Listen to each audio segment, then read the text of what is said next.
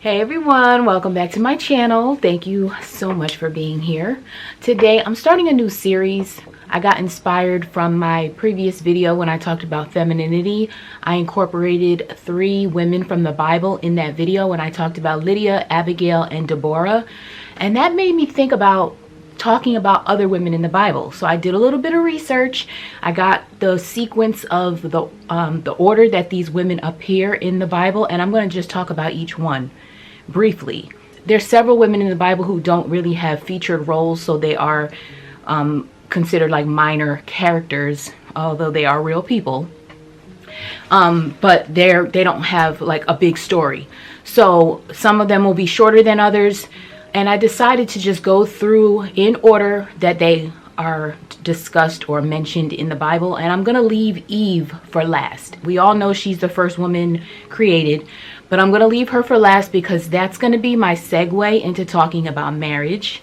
Because a lot of things in our relations to our husbands or future husbands is based on the situation that happened in the Garden of Eden. So I'm going to just go through all the women in the Bible, the Old Testament, New Testament, and then bring it back to Eve and then go straight into discussing marriage. If this is something that you're interested in, then I hope you keep watching, and I hope you stay tuned for all the videos that are going to be coming up in the series. So I'm going to talk about maybe 4, 5, or 6 probably at the most in each video, depending on how in depth the Bible discusses each of these women. Today I'm going to just talk about Noah's wife. We never hear her name, but she was the next woman that was kind of mentioned after Eve. So Noah's wife, and then we have Sarah, Hagar, Lot's wife, who we never get a name for her, and we also have Rebekah. And then I'll pick it up in the next video starting with Rachel and then some other women too. I'm just going to go right into talking about Noah's wife. We don't have too much information about her. We just hear Noah's wife and the things leading up to the flood. So when Noah was building the ark, his wife, we would have to assume, was by his side. We never hear about their dialogue or what she was thinking when Noah was building the ark. So we know that the Lord spoke to Noah, told him build this ark, gave him all the requirements for how it should be built, what it was made out of, the sizing, and all of those details. So he went to work on that. So we don't know. Obviously he was married, so was his wife behind the scenes like, what are you doing? Why are you building this ark? Noah was just going out on faith, building this ark, getting everything set up, and we would just have to assume that his wife was supporting him. So let's just agree, or I'll just argue that Noah's wife was supportive of him. She was right by his side. She was going along with everything. She might have been commenting, making little smart comments like, I don't know, is this really gonna happen? You know, just like a logical thinking person. You're supporting, you're going along, and you want to be helpful, but at the same time you're questioning too. But in the end, we do know that Noah, his wife, their 3 sons, and their sons' wives, the 3 wives, were all in the ark together, along with all the animals that were supposed to be there. So if we don't know how supportive she was, we know she made it in the ark.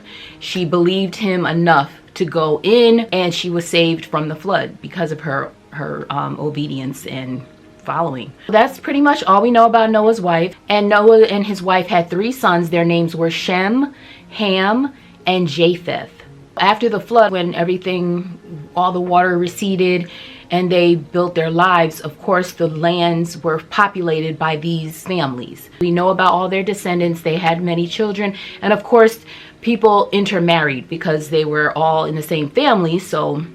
And then the world got populated from there. From Shem's lineage, we get Abram. Shem had, sons, daughters, whatever. So down the line of his lineage, which you can find accounted for in Genesis, and I'll put all the scriptural references in the description box below. I'm also going to list all the women that I'm going to talk about, and then you'll see the order that they're going to be talked about, and then maybe you can skip through after all the videos are up. So Shem's lineage produced Abram. He married a woman named Sarai. So I guess that's the pronunciation before her name gets changed to Sarah.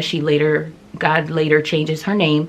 But when we're introduced to her, her name is Sarai. She's married to Abram. Abram and Sarai lived in Canaan originally, but because of a famine, they moved down to Egypt and they settled there. And when they went to Egypt, what Abram did was he told Sarai to tell everyone that she was his sister, because apparently she was very beautiful, and he thought that if the people there knew that she was his wife, that they would kill him to take her. But he figured, if you tell them that you're my sister, they'll treat me favorably just because they like you. So that's what they did. They ended up going there. Pharaoh learned about Sarai's beauty and wanted her, so he had her brought to his palace. Because Pharaoh had Sarai, God sent plagues on Pharaoh and his household. And then Pharaoh was all upset. I guess it came out that the plagues were because of Sarai, and it was learned that Sarai was actually Abram's wife. So Pharaoh calls Abram out, confronts him on it, like, why did you tell me this was your sister? God sent plagues on me. Take her and go. He sent them out of his country. That's one thing we know about Sarai. She was a very beautiful woman, desirable, but Sarai was not happy because she was barren. She was unable to have children. Because she wanted to have children, Sarai decided, well, since I can't have any children, you can sleep with my servant Hagar. And that's how we're introduced into the third woman that we're going to talk about today, which is Hagar. She was Sarai's servant girl. We don't really know the age difference or anything like that, but Sarai told her husband Abram, sleep with Hagar. I'll raise that child as my own. Sarai, of course, didn't know that she was going to be a mother at that time. All she knew was that she was barren. So Abram did what she said, slept with Hagar. Hagar became pregnant.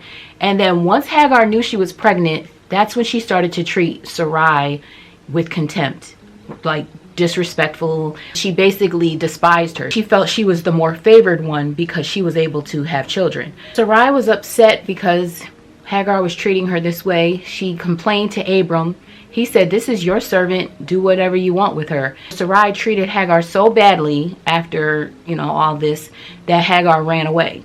And at the time she was still pregnant. So she ran away. The angel of the Lord found Hagar out in the wilderness somewhere, told her, go back to Sarai, submit to her authority. And the angel of the Lord told Hagar that he would give her more descendants than she could count. So obviously that was going to be coming from her child. And the angel of the Lord also told Hagar that her son would be a wild man. She went back to Sarai. It appears that she submitted to Sarai's authority. She ends up having her child there, and life goes on. So later, God appeared to Abram and told him that he was changing his name to Abraham, told him that he would be the father of many nations. And then he also changed Sarai's name to Sarah.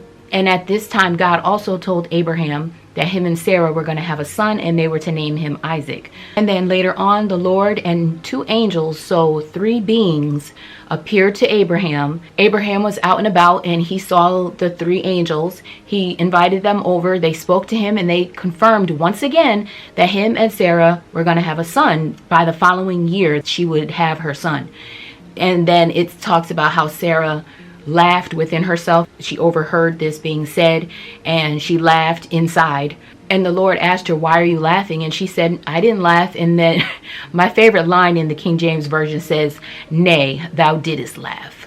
So obviously she was surprised to hear this. She's like, well, I'm like 90 years old. My husband is about 100. Sarah did obviously found it a little bit funny. She was in disbelief, of course.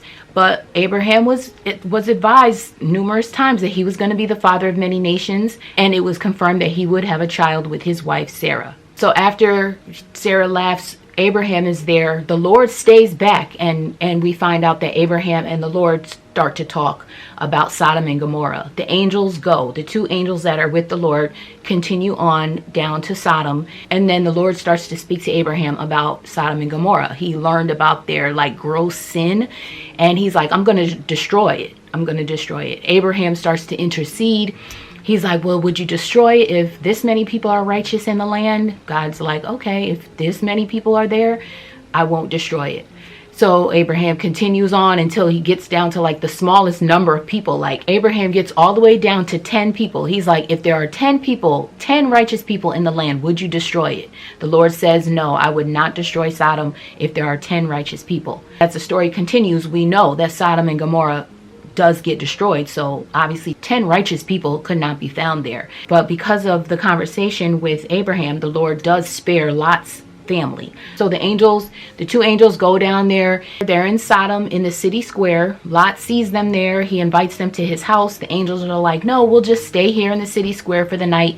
Lot insists that they come to his house, which was good because the men in Sodom were committing gross sin towards other men. So they go with Lot to his house. The men come to Lot's house and they're like banging on the door saying, where are these men? Who are these men that you just brought in? Send them out to us because we want to know them, have our way with them. And then because Lot doesn't want the angels to be taken, he offers his 2 virgin daughters to these crazy men out in the street. Says, here, you can take my virgin daughters and do whatever you want with them, but don't touch these men.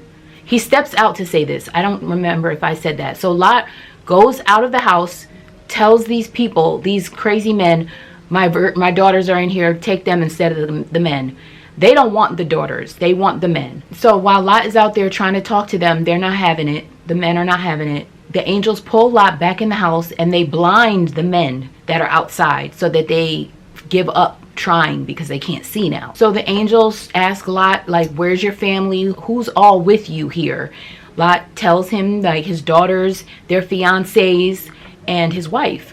So the angels tell him to get everybody together. We gotta go because this place is gonna get destroyed. Lot tells his daughter's 2 fiancés, we gotta go, and they didn't go. Apparently they thought he was joking. They didn't want to go, so they ended up being destroyed with Sodom and Gomorrah, as far as we know, because Lot, his wife, and his 2 daughters the next morning are out of there. The angels are like, at dawn, we gotta go. The place is getting burned up and we're out of here. So the angels send Lot, his wife, and the 2 daughters off so that they can go to a safe land. They go. As they're fleeing, the Lord rains down fire and brimstone on Sodom and Gomorrah to destroy it. As Lot and his people are running away, the angels give them this instruction: escape for thy life, look not behind thee. And as everything is burning up, Lot's wife turns around anyway, looks at the burning city, and turns into a pillar of salt. So that was her fate. And Lot and his 2 daughters were left, and they escaped to some cave somewhere, and they were living up there. There is a little story in there about them, but I'm not going to get into it. I just do not want to talk about what they did. If you want to know what happened with Lot and his 2 daughters, you can read Genesis chapter 19, verses 30 through 38. So at this point, Abraham and Sarah, they traveled to Gerar. In Gerar, King Abimelech was ruler. And so Abraham decides to do the same thing he did with Pharaoh. He told Sarah, tell everybody that you're my sister because you're beautiful. They're going to kill me and take you if they think you're my wife. So tell them you're my sister. They'll treat me good. And the same thing did happen. King Abimelech had Sarah brought to his palace, but God came to King Abimelech in a dream and revealed who Sarah was. He's like, well, I'm innocent. You know that she said that was her brother. So I didn't do anything. And God agreed. Yes, let Abraham pray for you because he's a prophet. Give him his wife back. King Abimelech confronts Abraham just like Pharaoh did and said, you know, why are you saying that this is your sister? And technically, we find out here that Sarah is Abraham's sister. So they have the same father, but they have different mothers. So it is his half sister, but she's his wife. So basically, they're married. King Abimelech ends up giving Sarah back to Abraham along with some sheep, goats, cattle, and 1,000 pieces of silver. And I think this part in the Bible is hilarious too, because King Abimelech, it says, like, he looks at Sarah and says, look, I'm giving your brother 1,000 pieces of silver. So I'm doing right by you all. His sarcasm there is hilarious to me. And then Abraham ends up praying for King Abimelech because during this time that he had Sarah, God had made all the women infertile while this was going on because of what Abraham did. So Abraham's prayers for King Abimelech and his people released that infertility curse. King Abimelech also gave Abraham some land. He's like, pick from wherever you want to live and go live. And so that's what they did. And then Sarah gave birth to Isaac. So there we have the child of promise was born. And as he grew up, now we're going to bring back Hagar into the story because Isaac, he was being weaned, and I don't really know exactly how old he was. I know some people who are Bible scholars might be able to interpret or confirm how old he was at this time, but he was old enough where Hagar's son Ishmael was, of course, older than him. So Sarah witnessed Hagar and her son Ishmael mocking Isaac, and Sarah got mad. So she told Abraham, send her away, her and her child, they have to go.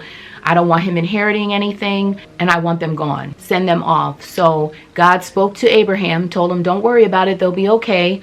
And so he gives them some food and water, and he tells them to go on their way. Hagar and Ishmael are wandering aimlessly in the wilderness, and they run out of water. At this point, Hagar puts Ishmael under a bush in the shade, and then she sits like a little ways away and just cries because she figures this child is going to die, no water, and she's all upset. The angel of the Lord appears to Hagar and lets her know Ishmael is going to be a great nation, and basically he's going to be fine.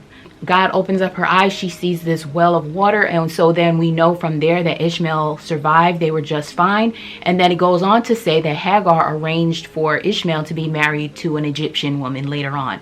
And then from there, we don't really hear about Hagar anymore. But we do know that Ishmael goes on. And so, of course, his story continues. And then the next thing we learn about Sarah is that she died at the age of 127. And Abraham buried her in Canaan in a cave on some land that he purchased from a man named Ephron. So that is their story. And then we go right into learning about Rebekah, because Abraham does not want Isaac to marry any of the local Canaanite women. He wants Isaac to marry someone from his family. So Abraham sends his servant back to his homeland, and he's like, bring back a wife for my son from my family. And the servant decides to create this test. He's all nervous and worried, like, I don't know what woman to pick. Like, how am I going to know who to bring back? Who's an acceptable wife? So he goes to the spring. There's like, the women go there to draw water. We never know the servant's name, but this is the test that he puts before God, that he's asking God to allow this to be the test. I'm going to stand here and ask a woman for some water from her jug. And when she says, yes, I'll give you some water. If she says, I'll also give your camels water, that will be confirmation that she's the one. So Rebekah approaches the spring. The servant says to her, please give me some water. She says, yes, and I'll also water your camels. So he gets excited. He gives her a ring for her nose and 2 bracelets to put on. The servant asks Rebekah, whose daughter are you? Rebekah tells him that Bethuel is her father, and Bethuel is Nahor's son, and Nahor is Abraham's brother. So their relationship, just to put it in simple terms, Abraham is Rebekah's great uncle. Rebekah and Isaac are second cousins. The servant is so happy. He's like, okay, he bows down, worships God. The mission was successful. Rebekah runs back to her family and tells them everything that happened. Her brother Laban comes out, and he greets the servant and welcomes him into his home. And when the servant gets there, he tells the family, okay, this is exactly what happened. Abraham sent me. He tells them the whole story of how he put this test out there. Rebekah passed the test, and he wants to take her to be married to his master's son, Isaac. We need a wife for Isaac. Let me take Rebekah. Laban is like, that's fine, she can go, but she needs to stay here for 10 more days. And I don't really know what the significance of the 10 days was. Maybe he just wanted to spend more time with her, knowing she was going to be going away. But the servant gets nervous about that. He's like, no, we got to go. I need to take her. So Laban calls Rebekah. He's like, well, do you want to go with him? Rebekah agrees to go. So they go off on their way. Rebekah is now going on with the servant. She takes some of her servant girls with her. And as they're traveling, they're going through, and Isaac happens to be out in the fields when they're pulling up. So she sees him. She asks the servant, who is that? He says, that's Isaac. So she puts her veil on. She goes over to greet him. The servant explains to Isaac everything that took place. And then promptly, Isaac takes Rebekah into his mother's tent, and, that becomes his wife. So at that point, Isaac and Rebekah are husband and wife. That's just how they did things back then. And then we learn that Rebekah is not able to have children. So Isaac pleads with God and asks that she is able to have children. And so Rebekah becomes pregnant with twins. And in the womb, they're struggling. So just imagine a woman pregnant with 2 babies that are in there like tussling inside her. So she was probably feeling all the bumps and the bangs from within. I have 3 kids, so I definitely know the feeling of one kid just being in there. But imagine 2 kids in the womb, and not just 2 kids, but 2 kids that are fighting. Like the babies are fighting. So she asked God, like, what's going on? Why is there a struggle within me? And God lets her know that inside of you, 2 nations, and they're rival nations. They're going to be rivals between the 2 of them, and once they become nations, they'll also be rival nations. God lets Rebekah know that the older son is going to serve the younger. When they're born, Esau comes out first, and Jacob, his twin brother, is holding on to his heel as they're born. And we find out that Esau, he's an outdoorsman, he's a skillful hunter, and Isaac liked Esau more. And Jacob was like a quiet guy. He stayed at home, and Rebekah liked him more. So each of the parents had a favorite twin. I don't really know how much time passes, but Abraham eventually dies. And then Isaac and Rebekah move to Gerar because there's a famine. And when they get there, King Abimelech is there still. And Isaac does the same thing that Abraham did, because apparently Rebekah is also very beautiful. So Isaac is going around introducing Rebekah as his sister. But King Abimelech in this situation doesn't take Rebekah. He actually sees Isaac caressing her.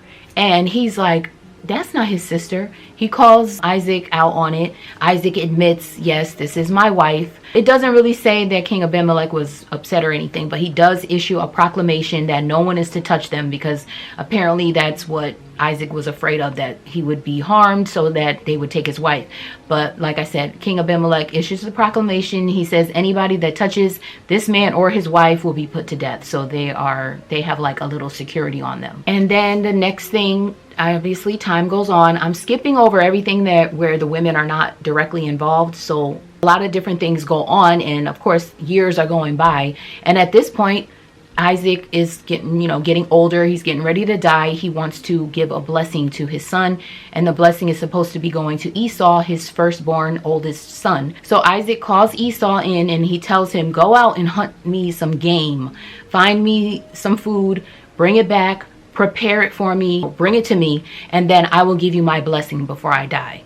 Rebekah overhears this conversation. She wants Jacob to get the blessing, because obviously that's her favorite child. She calls Jacob in. She tells Jacob, go get me 2 goats from the flock. Bring it back. I'm going to make a meal. You're going to bring it to your dad, and you're going to get the blessing. Esau, we don't want Esau. I don't want Esau getting this blessing. You need it. I want you to get it. Jacob's getting nervous. He's like, well, what if my dad finds out that I'm trying to trick him and he curses me? And Rebekah felt so strongly about this. She said, if there is to be any curse, let it fall on me. So she was willing to take that for her son. But she ends up taking the skin of the goats and putting it on her son's arms. So she put it on Jacob's arms and neck, because apparently Esau is a hairy man. Jacob is not. She puts the skin of the goats on Jacob so that if Isaac touches him, he'll feel the hairs and think that it's Esau.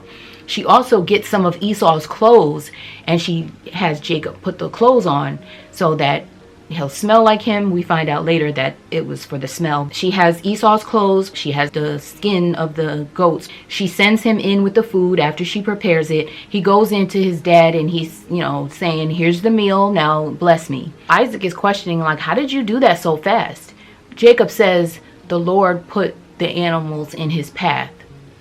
So lies all around.